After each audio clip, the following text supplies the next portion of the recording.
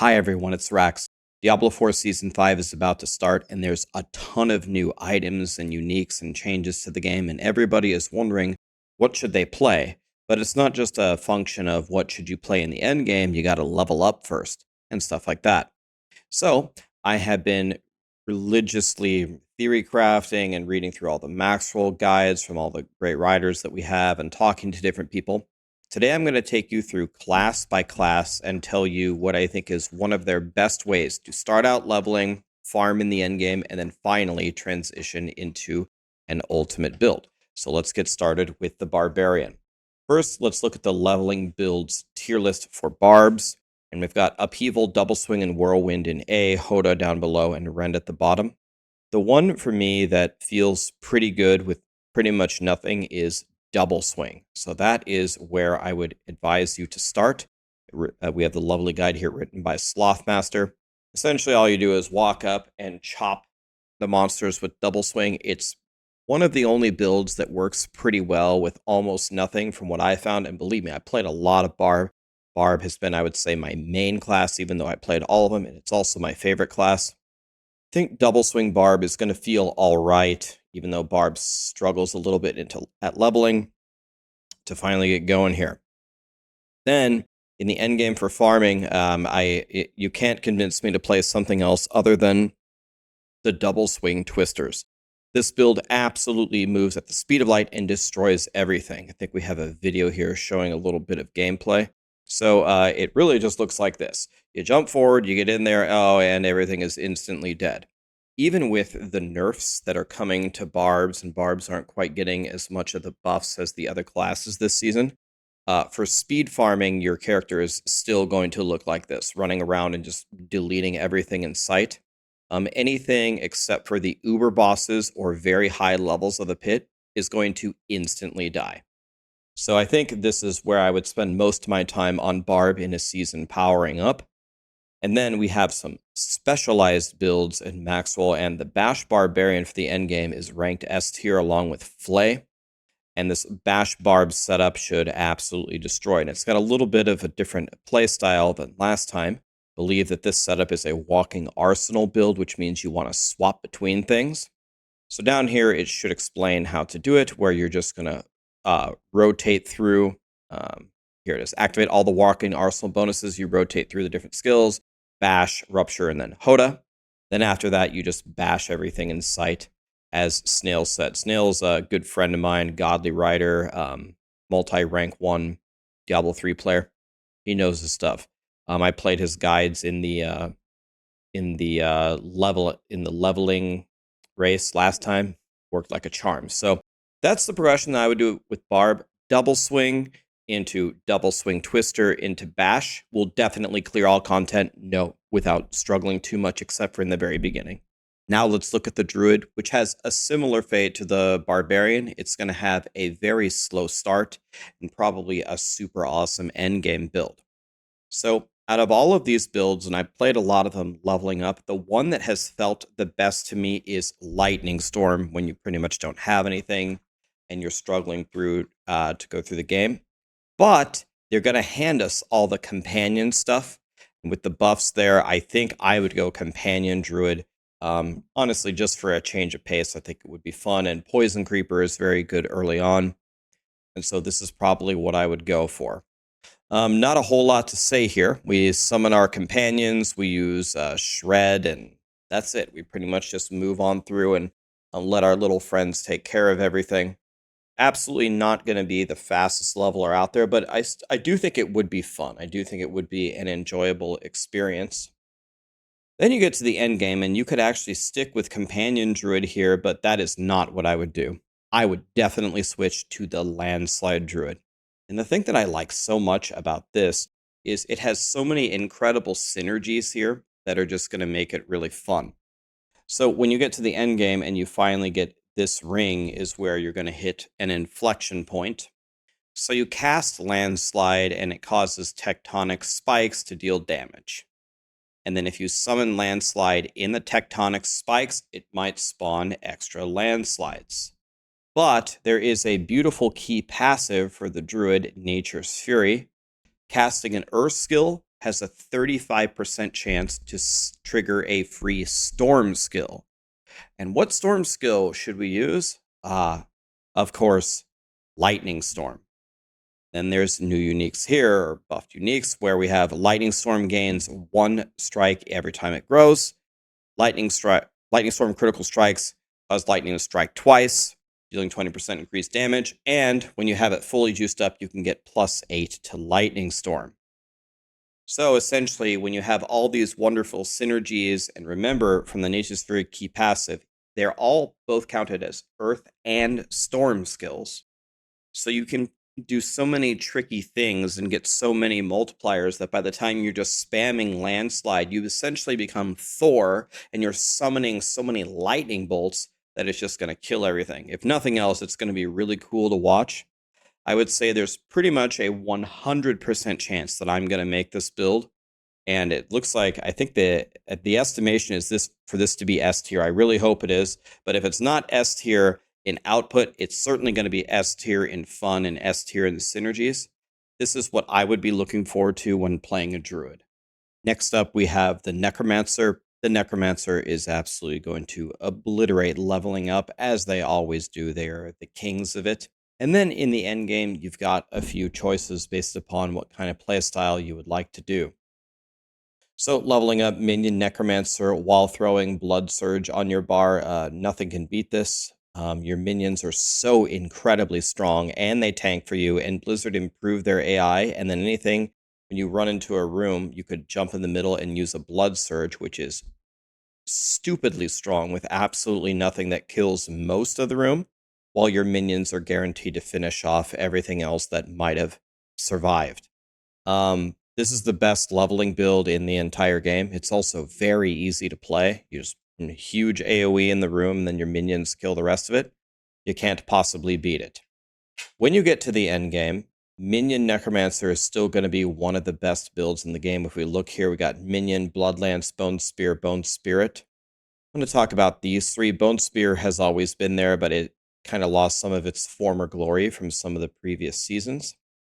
But Minion Necro is, I mean, it's got godly rankings and everything except speed farming. They're a little slow, but it's very easy to play. It's a 5 of 5 in the pit, it's 5 of 5 in bossing, and it's very, very defensive oriented as well. The issue with doing this again is this might be what a lot of you guys did in Season 4. Minion Necro was the hot commodity last season. Maybe you don't want to do the exact same thing again, or maybe you do. So that's certainly an option. Some of the new, more attractive things is Blizzard has tried to buff a lot of the blood builds. So Bloodlance is kind of there. Not quite sure how good it's going to be. Every time I get excited about a Bloodlance build, it never quite plays exactly how I'd like it to. But I might try it again this season. And our Theory Crafters, Chronic, by the way, over on the Druid side, need a shout out, Boiler, my good buddy. Godly player, wrote a lot of the Druid guides. Yeah, so Chronix wrote the Bloodlance Necro guide. It's got a massive buff, so I think we got to try it and see how good it is. And then, of course, we have the Bone Spirit. And Bone Spirit is a little bit quirky. You kind of like gather everything up, and then you just hit it with an atomic bomb. But those bombs hit harder than almost anything in the game. I think there might be some gameplay here. Yeah, so you're just going to walk around, gather up everything. Then you're going to corpse tendril them together, and then boom, send them to the afterlife. This build should be insanely strong if you're okay with that more methodical gameplay. So these are the builds that I'm going to be looking at for the Necro. Definitely level up as minions with Blood Surge attached. That there's no doubt about that. And then maybe check out Bloodlance or Bone Spirit this season if you're looking for something different. Now let's talk about the Rogue. The Rogue is going to be very good in all aspects of the game. It's going to be very good at leveling, very good at speed farming, very good in the end game. Now, they're going to give you Flurry Rogue, the Flurry Rogue gear, and that should be good. The problem that I have with Flurry every time I play it is the AoE on it is very, very small. Yeah, I mean, Dioxide says it right here. Shout out to Dioxide for the guide. You're always in melee range. You do almost no damage. Here's a video of kind of showing you what it looks like. I mean, if they're going to give you a full set for it, and you don't have a full set for anything else, it will absolutely get the job done, and it is fun to play with, but the output just isn't quite there. I'll tell you what output is there is Barrage. Last season when I was racing all the classes, I very, very strongly thought about playing Barrage. I ended up ultimately going with Heartseeker, which I absolutely loved. But the Barrage Rogue might have actually been better than Heartseeker anyway. I just liked it so much. So it's got a little bit more of, okay, we have a video here. There's a little bit more of AoE. It reaches a little bit further. But another reason why I would be very inclined to play Barrage is look what's at the top of S tier. It's the Barrage Rogue. But really, all of these will be incredible. The specialized Andarial build, Pen Shot, Rapid Fire Barrage, all of these will be very, very good in the endgame. So this build scales incredibly well. Perfect score for speed farming, perfect score for the pit. The only thing that's pretty low is defense, but Blizzard gave you so many options as you get to the endgame with the really awesome Uber Uniques and buffs pretty much across the board. I think it will be just fine. So maybe try out the Flurry Rogue when you get some gear. But once you start getting some of the Barrage pieces, I would be tempted to respec Barrage and carry it the entire way. I think this is going to get super high clear in the pit. I think it's going to kill all the Uber bosses, no problem. And I think it's going to be overall probably one of the best builds in the entire game. Last, and certainly not least, we have the Sorcerer, what many people are going to be playing in this season. Now, the top two builds are Chain Lightning and Firewall, and Chain Lightning Sorcerer has been a staple, and both of these builds have been staples in leveling forever. They're going to give you the Chain Lightning gear. Now, I played through both this morning. I played through both Firewall and Chain Lightning, and I have to say the one that feels better with absolutely nothing is Firewall. You just lay down a Firewall and run forward, and it just obliterates everything. And Firewall and the key passive, I believe it's called Combustion, is getting a colossal buff in the patch, a huge buff. So Firewall is amazing for starting off when you have nothing. I mean, it's as good as Minion Necro, I would say. Chain Lightning is going to get buffed, and you're going to get the stuff for free, and it really comes online later when you get the uniques. So once you start to get into your season journey and start to get some of the powers, you can absolutely go Chain Lightning. So both of these are here from Dark Humility and North War. These builds will absolutely delete the leveling process for you easily. Then we get into the endgame setup. Probably what most people will do in the beginning is go Chain Lightning because, again, they're going to give you the gear for it. But I have to tell you, the thing that I'm by far the most excited for, the thing that I will absolutely spec into is Fireball at some point. And so the Fireball build, I don't think has, it doesn't have a complete rework. Nothing super crazy has changed. But remember, Blizzard did a huge rework on some of the items. I want to show you what happened to the two Fireball uniques. Let's look on the left side. So the implicit is crowd-controlled damage. That's additive damage. Then you have core damage. That's additive. Damage to close. That's additive. Fire damage. That's additive. And then usually, I haven't looked at inner flames, but usually passives are multiplicative. And then we do 70% increased damage, right? Well, now look at the new one. Now we have 170% fire damage, which is additive, which, by the way, additive versus multiplicative. If you did not know, multiplicative is better. That's what we want. So it is additive, but just that one roll is essentially the guaranteed non-conditional additive damage of the entire item before on just the implicit. Then you get 312 int, which is multiplicative damage.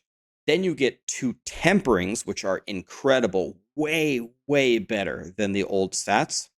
And then you get +6 to Fireball, which is a massive amount of multiplicative damage. And then they even buff the unique power to 90% instead of 70. So that's a huge buff. Are you excited to play it yet? Well, look at this one. There's another one. So we used to have 8 crit. Now we have 11 crit. Then we have 7 attack speed, and now we have 15, more than doubled. Then we used to have a lucky hit chance to restore resource. Now you just gain 2 mana every time a fireball explodes. This should be very significant for just letting you be a fireball machine gun. It's just going to replenish your mana. And then when it used to bounce as it travels and it used to explode, they would give you at least a 20% damage penalty. And now that damage penalty has been removed. So it's a colossal damage increase on the weapon, and they're going to give you the temperings. And then it's also an increase on the gloves pretty much everywhere, and they're going to give you all your mana back and remove the penalty. I mean, if you put all that into the game, especially combined with their core skill changes and other buffs and defensive buffs, this build is going to be godly. So you got to make a Fireball Sorcerer. It's going to be absolutely incredible. So the Chain Lightning and the Fireball will be great for leveling up and in the end game. But starting off, I would encourage you, try Firewall until you get some of the gear. Firewall is so stupidly strong, you're going to love it, I guarantee it. I played it today without the buffs. It destroys, going to get a huge, huge buff tomorrow. So we're going to be burning everything. All right, guys, well, I think that sums it up. Those are the builds that I'm going to be making, and honestly, I'll probably make even more builds than that. So, yeah, the season's about to start. I'm going to do the hardcore race. I'm going to reroll softcore. I'm going to level all these classes 1 to 100. I will do it very, very quickly. Then I'm going to start teaming up with you guys. So if you want to play, should be a lot of fun. What builds are you guys interested in? What are you guys going to play? Are you going to play one of the builds that I showcased, or are you doing something else? As always, Maxroll is going to have all the guides for you here as we learn stuff and we theorycraft more through the season. As people discover things, we will update all the guides, and we'll figure out who's actually really strong. But actually, I think every class is going to get there in the end game. I think every class is going to have a great build to look forward to. I'm excited for it. I'll see you guys there. I'll be live streaming pretty much the entire time. So hop over to Twitch or YouTube. I'll be streaming on both. Thank you, guys.